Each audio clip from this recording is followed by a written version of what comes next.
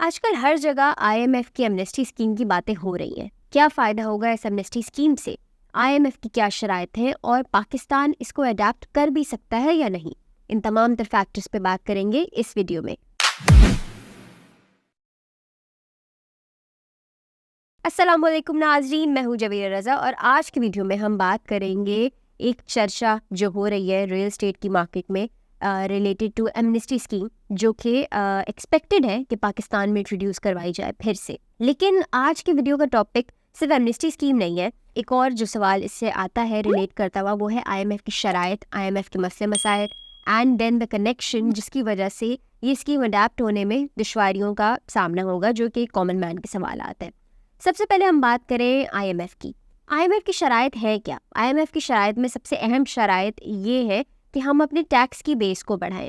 Tax की base को बढ़ाएंगे तो जो आम एक इंसान जो है, जिसके ऊपर ज़्यादा टैक्स इम्प्लीमेंट होता है, प्राइसेस में इजाफा होता है, उसके बजाय एक्चुअली ज़्यादा लोग टैक्सेस पे करेंगे और उस अमाउंट में कमी आएगी।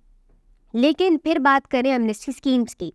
एक सवाल और आता है कि ये एमनेस्टी स्कीम सिर्फ रियल एस्टेट के सेक्टर में क्यों लॉन्च की जाती है? तो उसका बहुत अहम आसान सा जवाब ये है कि यूजुअली जो ब्लैक मनी पार्क हो रहा होता है, वो लोग ज़्यादातर उनकी यही प्रेफरेंस होती है कि या तो उसे कहीं किसी जगह इन्वेस्ट कर दे, या तो कमर्शलाइजेशन में, कंस्ट्रक्शन में, इन तमाम तर सेक्टर्स में लेकर आएँ, ताकि वो एक स्पेसिफिक उनका जो एक प्रॉब्लम है वहाँ से वो हल हो जाए।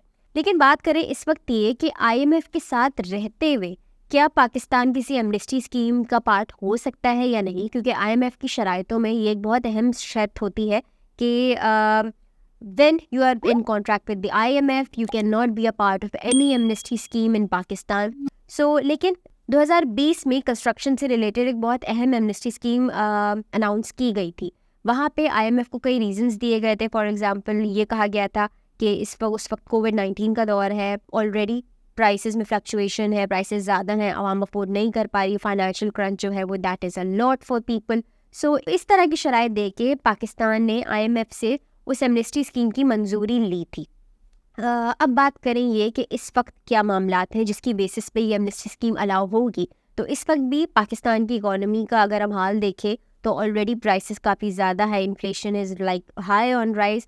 तो ये तमाम तो शराइत देखे कुछ ऐसी चीज़ें हैं कि ऐसा नहीं है कि under no circumstances Pakistan can go through an amnesty scheme, but there are certain circumstances जहाँ पे आईएमएफ को ये प्रेजेंट करके इनको एज एन अडेप्ट किया जा सकता है मुल्क में। एमनेस्टी स्कीम से ऑलरेडी यहाँ पे फ़ायदे बहुत होंगे, ख़ास तौर पे रियल एस्टेट के सेक्टर को। अगर हम देखें तो इस वक्त सिर्फ एंड यूज़र मार्केट चल रही है, जिन लोगों को अपने घर बनाने हैं, ख़रीदने हैं, वो भी अगेन डिपेंड कर रहा है उनकी अफोर्डेबिलिटी साइकिल पे। जितनी महंगाई है, अगर वो पुट कर सकते हैं तो usually middle class, high middle class अपने घरों के लिए अप्लाई कर रहे हैं, घर खरीद रहे हैं। लेकिन जो इन्वेस्टर मार्केट है, which is about 90% of the real estate market and the investment flow, वो सब चीज़ें काफ़ी हद तक रुकी नहीं है, काफ़ी हद तक स्टेगनेंट है, पीपल आर नॉट इन्वेस्टिंग। तो इससे ये एक बहुत ज़्यादा फ़ायदा होगा। ऑब्वियसली हम फ्यूचर में जाके इन तमाम तर टैक्सेस को वापस अलाउ कर सकते हैं, एक इनफ्लो को वापस उसको बहाल कर सकते हैं। लेकिन ये एक अच्छी खबर है। लेकिन अगेन लोगों के सवालात जवाबात जो हैं आईएमएफ से रिलेटेड, वो तमाम तर इस वीडियो में आंसर्ड है। आपका क्या ओपिनियन है कि क्या पाकिस्तान में एमनेस्टी स्कीम अप्लाई होगी under the rules implemented by IMF? या फिर आपका कोई भी और सवाल हो तो कमेंट सेक्शन में हमें ज़रूर बताइए। तब तक के लिए मैं हूँ जवेरा रज़ा। अल्लाह हाफिज़।